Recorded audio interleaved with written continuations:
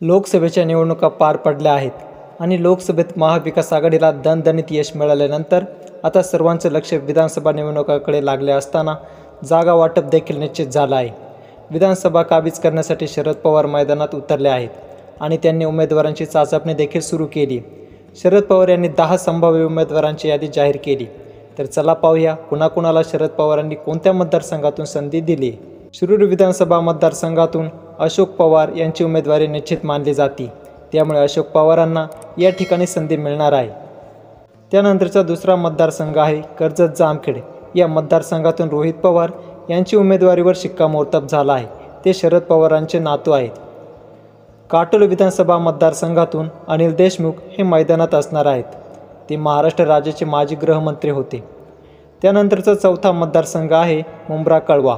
या मतदारसंघातून जितेंद्र आव्हाड यांना संधी देण्यात आली आहे।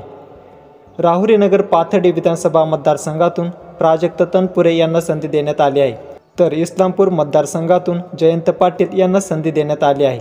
ते शरद पवार राष्ट्रवादी गटाचे प्रदेशाध्यक्ष आहेत। सातवा मतदारसंघ आहे बीड। बीड मतदारसंघातून संदीप क्षीरसागर यांना संधी देण्यात आली। सुमन पाटील यांना तासगाव कवठे महाकाळ या मतदारसंघातून संधी देण्यात आली। तर राजेश टोपे यांना घनसावंगी या मतदारसंघातून उमेदवारी निश्चित मानली जाते।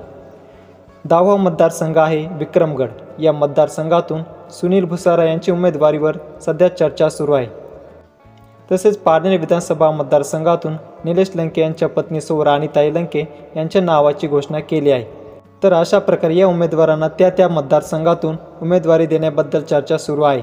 मात्र ही यादी शरद पवार राष्ट्रवादी गटाकडून संभाव्य यादी जाहीर करण्यात आली आहे। याबद्दल आपल्याला काय वाटते? अजून कुणाला संधी मिळायला पाहिजे कमेंटमध्ये सांगा। आणि हा व्हिडिओ आवडला असेल तर लाईक करा, शेअर करा आणि सोबतच आमचं विश मराठी यूट्यूब चॅनल अवश्य सबस्क्राईब करा। जय महाराष्ट्र।